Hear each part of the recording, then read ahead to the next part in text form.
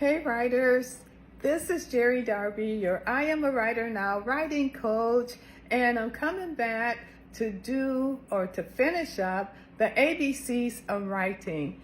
And so I concluded at letter O for open, and so today I'm on letter P. So had a little break because I took a cruise and I'm back and I'm just ready to go. I will offer information in the comments or either in the title section where you can download your free ebook copy of the ABCs of writing.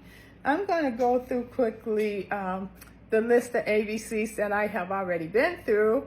I'm not going to elaborate on them, but the videos are on my page. You can hashtag the ABCs of writing, and I think they'll come up for you. So anyway, the letter A is for appointment, B for books, C, clarity, D for deadline, E for engaging, F for forgiveness, G, grade level, H, humor, I, ideals, J is for journal, K, knowledge, L for learning, M for metaphors, and N, names, O for open, and today I'm doing the letter P for proofreading. And so that's going to leave me with 10 more alphabets to go through, but I am glad that I have done 16 thus far. So if you get this ebook and you're a writer, I'm sure that some of the ABCs will speak to you and inspire you to look at your writing and maybe take it in a little deeper depth. So anyway, today I'm talking about proofreading, and it's just very important for writers to engage in that part of writing your book. Proofreading. You know, some of the books that I have received in the past, I'm not going to be even willing to work with a writer on that level unless, now if there's a writer that just completely can't put a sentence together, I understand. There's no reason for you not to write your book just because you can't put a sentence together, because there are writing coaches and editors that can help you with that. But for those people that are fluent in the English language, or they're able to write fairly, and you might hear my grandson in the basement. So anyway, he can get kind of rambunctious down there. But there are people that are fluent in the English language, and yet they still hand in manuscripts for publication that don't have a paragraph, don't have a period, have words that are, you know how a word, you can have a word and it's spelled the same way, but it has different meanings. It could have the manuscript full of those types of words, and just all kind of things that are all kind of issues that need to be addressed. Some of those things could have been addressed before they handed it in for publication by proofreading.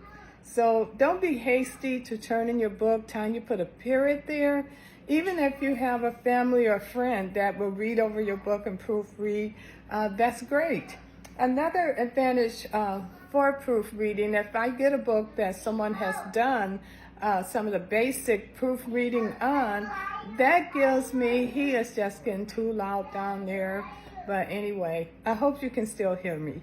He's very adorable, but he is like 2.5 years old. So some of the advantages of proofreading, when I get a book that doesn't need a lot of the details looked at, then that gives me more time to look at it, to add to its creativity, because I like to help writers create a page-turner book. And we all have books that are on the shelf that we purchased and we read a couple of sentences and it didn't engage us, and they're still on the bookshelf 10 years later. You don't want your book to be like that, and it doesn't have to be like that if it's a page turner. And as a writing coach, that's my goal for every author. But you can only work with what is presented. And so as as a writing coach, I also feel like a midwife. I feel like I'm in the delivery room with people and that we're pushing to birth this book. But what happens, I don't want to be doing all the pushing, because when you give me a book, it's actually your baby. It's your baby.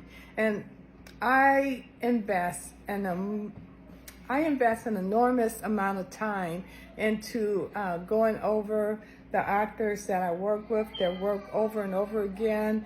And even when it's prior to publication, they receive a proof copy that they can go over again, because it's such an important aspect of publishing your book.